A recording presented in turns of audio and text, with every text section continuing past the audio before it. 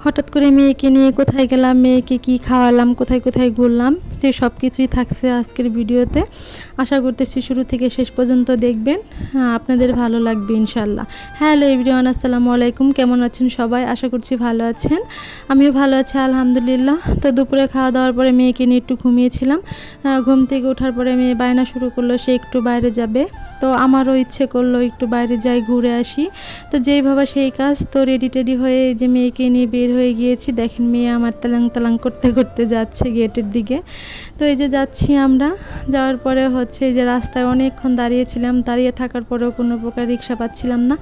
তো শেষ পর্যন্ত এদিকে সন্ধ্যা হয়ে যাচ্ছিল, আর কিছু না বুঝে ভেবে সোজা অটোতে উঠে গেলাম। তো অটোতে কেউ ছিল না, আমরা দুই মা মেয়ে ছিলাম। অটোওয়ালা আঙ্কেলটা অনেক ভালো ছিল, বলছিল যে ওঠো, আমি তোমাদের নামিয়ে দেবো যেখানে যাবা।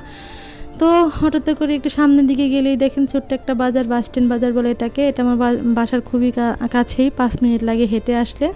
তো যদি আমার কখনো কোনো টুকটাক কিছু লাগে বাজার, তো আমি এখান থেকে বাজার করে নিই। এখানে অনেক ফ্রেশ তরতাজা সবজি ফল সবই পাওয়া যায়। তো এই যে যাচ্ছি, যাওয়ার পরে আমরা এই যে মিঠাইয়ের সামনে নেমে পড়লাম। মিঠাইয়ের সামনে নামার পরে ভাবলাম মিঠাইতে যাই একটু, এখানে আমার মেয়ে দেখি সে কি খেতে চায়, কি তার পছন্দ হয়। তো সোজা মেয়েকে নিয়ে মিঠাইয়ের ভিতরে চলে গেলাম। তো এখানে আমার মেয়ে ঘুরে ঘুরে দেখছিল, সে হচ্ছে কি খাবে ডিসাইড করতে পারতেছিল না।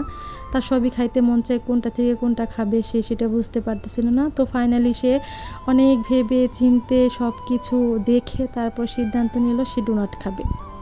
আমি বললাম ঠিক আছে ডোনাট খাও।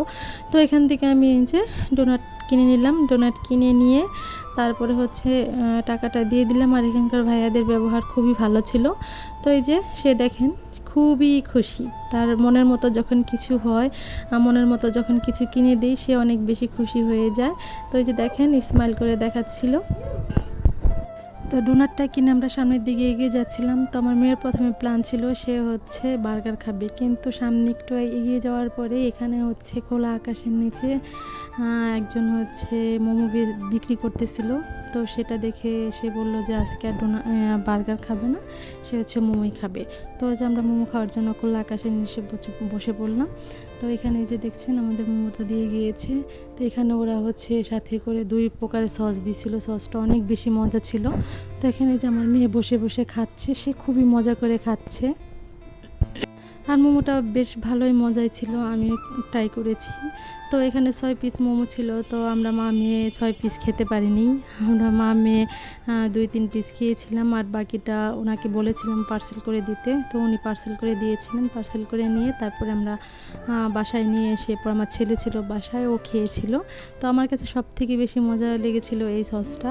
এটা মানে অনেক বেশি মজা ছিল। প্রথমে ভাবি নাই যে এত মজা লাগবে, মেয়ে খেতে জোর করলো জন্যেই আমি এখানে বসেছিলাম। আসলে অনেক ভিড় ছিল, অনেক মানুষ মানে খাচ্ছিল।